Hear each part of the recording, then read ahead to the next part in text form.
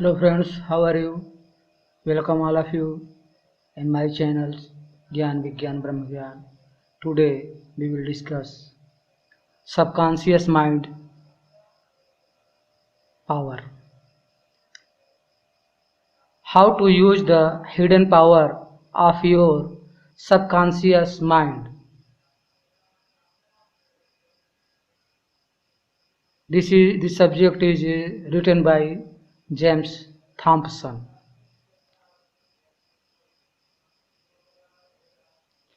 We will here discuss about which type change our mind into right direction for our prosperity and dignity of life. Mind is a main important things in our daily routine of life. We think lot of positive thinkings and negative thinkings. That is the main important things who can change directions of our mind. First we are here some type of introductions. You have within you a hidden power, a power so remarkable that it can literally transform your life once you learn how to properly use it. That power is your subconscious mind. Most people tend to underestimate the power of their subconscious mind because they don't understand exactly what the subconscious mind is or how it works. You may have even been led to believe that the subconscious mind is something strange or mysterious or even taboo. In reality, though, the subconscious mind is a normal and integral part of the way your mind functions. Still, make no mistake about it, the subconscious mind is truly powerful.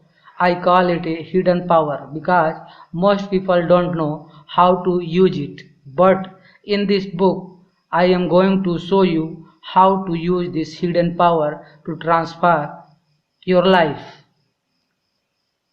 Your subconscious mind can help you achieve goals, eliminate bad habits and replace them with good ones, improve your self image, be more creative, become a faster learner, and so much more. When you learn how to properly utilize the power of your subconscious mind, you can experience more happiness and joy, more success, more financial abundance, better health, and stronger relationship than you ever imagined possible.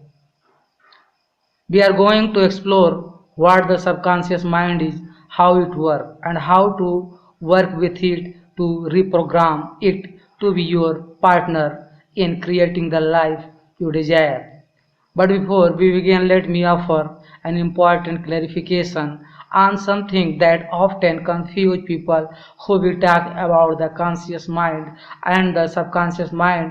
It's important to realize that you have only one mind, but your one mind possesses two distinct functionalities that are so different that psychologists have given them two names: the conscious mind and the subconscious mind. I will repeatedly refer to your conscious mind and your subconscious mind, but don't let that confuse you. These are simply the two separate and distinct functions of your mind. One more thing we can learn here, that is our conscious mind, and after that we can understand and what is subconscious mind. The conscious mind, before we can fully appreciate the power of the subconscious mind, it is important to understand the characteristics of the conscious mind. Even though this book is about the power of the subconscious mind, in no way do I mean to demonize the marvelous nature of the conscious mind, because the human conscious mind is an awesome and spectacular creation The most basic description of your conscious mind is that it is the part of your mind you are aware of.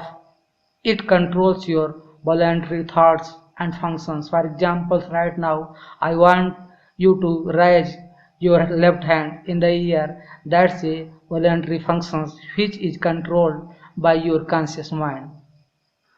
The conscious mind is also the logical portion of your mind. It's the part of your mind that has the ability to think through a situation logically, to analyze it, and to make a decision based on the fact. Likewise, when you evaluate past mistakes and learn from them, that's your conscious mind at work. When you go through the process of setting goals for the future, that's another example of your conscious mind at work. Sometimes you might hear someone say, I made a conscious decision to do that. That's the power of the conscious mind. It gives us the ability to consider the situation, evaluate the fact, analyze the risk, and determine what we believe is the best course of action. It also gives us the ability to put together a thoughtful plan to implement the course of action we have decided upon. But as marvelous as the conscious mind is, it also has some inherent limitations. For one thing, the conscious mind has a limited memory. How often have you had trouble remembering someone's name or even remembering where you put your keys?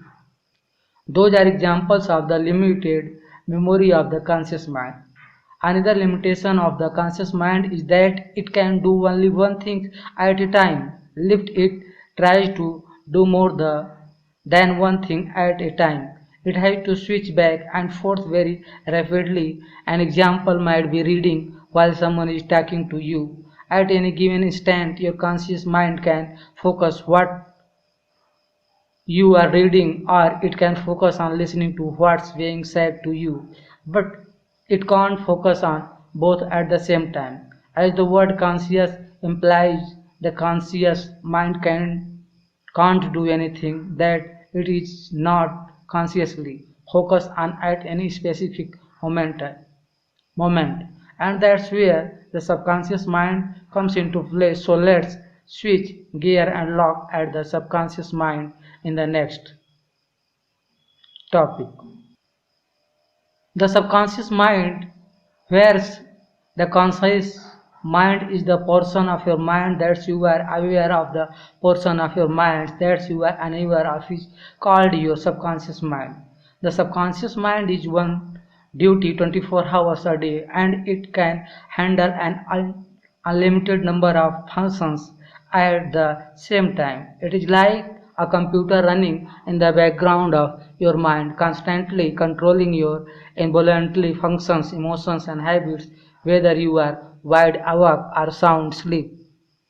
Your subconscious mind is a control continually at work, controlling all the vital functions of your body without the help of your conscious mind.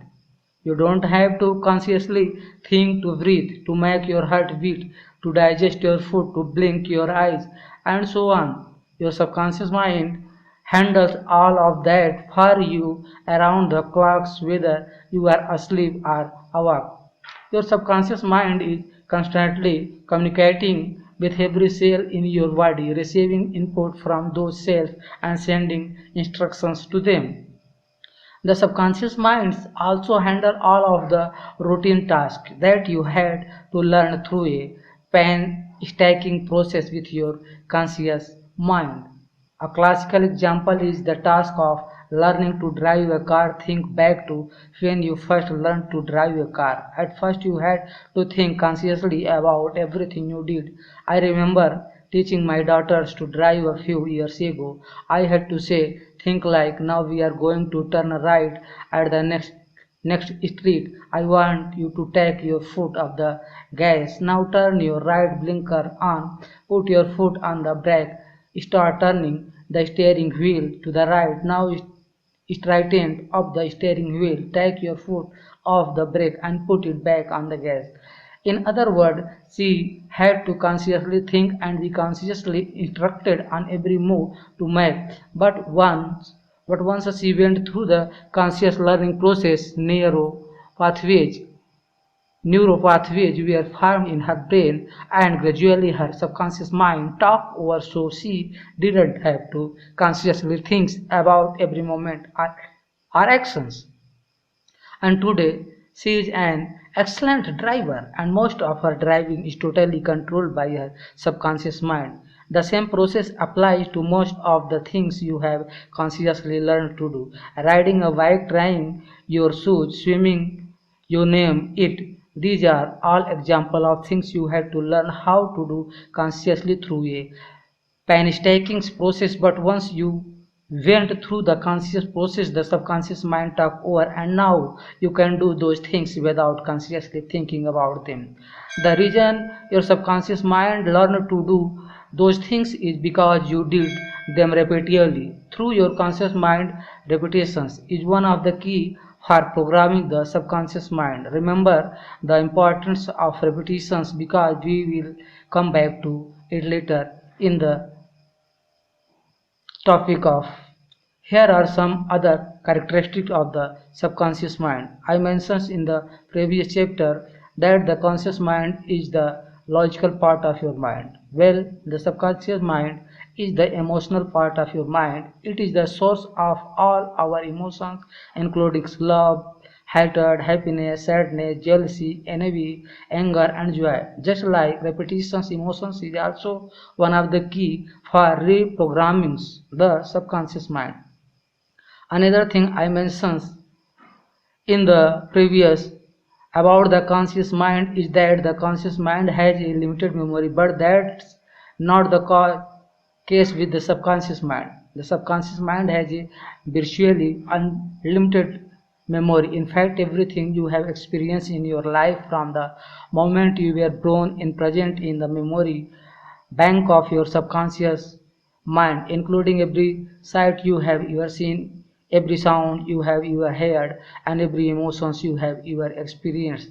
They are all stored in subconscious mind, and that brings me to the function of the subconscious mind. That will be the primary focus of this discussion. The subconscious mind is where you held deep-seated belief about yourself, including whether you see yourself as talented or untalented, intelligent or unintelligent, successful or unsuccessful, deserving of love or undeserving of love. Just to name a few, these deep-seated beliefs about yourself are the result of all of your life's experience, including your childhood experience. And this is important because as adults we often hold many negative self-concept and beliefs in our subconscious mind that were developed in our childhood years. Children often have cruel things said to them, and these things are easily implanted into the subconscious mind of a child and often remain there for life.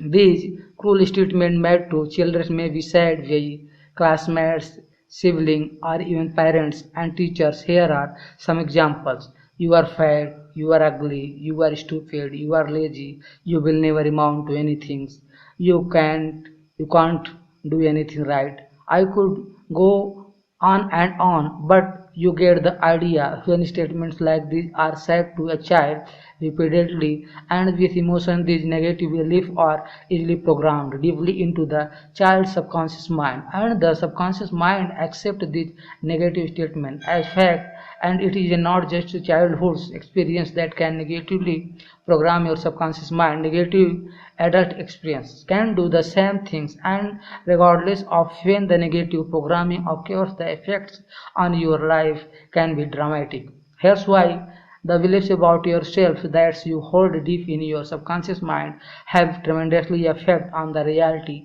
you experience in your life. If you hold negative beliefs about yourself at the subconscious level, you will tend to experience negative realities in your life. If you hold positive beliefs about yourself, you will tend to experience positive realities in your life. That's because your reality will ultimately match the subconscious mind image you have of yourself. Let me repeat that statement because it's such a critical point. your reality will ultimately match the subconscious mind image you have of yourself. Here's how it works. Earlier, I said that your subconscious mind control your involuntary functions that apply not only to things like your breathing and heart rate but also to your actions and behaviors, and it controls those actions and behaviors according to the subconscious mind belief you have about yourself. Let me give you a few examples. If you have a deep subconscious belief that you are stupid, your subconscious mind will cause you to do things that make you look stupid. If you have subconscious mind belief that you are destined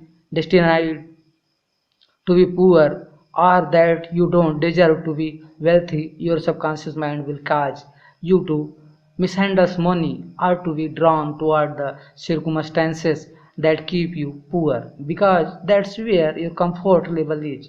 If you subconsciously believe that you are unlovable, your subconscious mind will cause you to push people away to sabotage your relationships. If you subconsciously believe you are unhealthy or that you will experience health problem, your subconscious mind will cause your immune system to function properly and you will be get sick.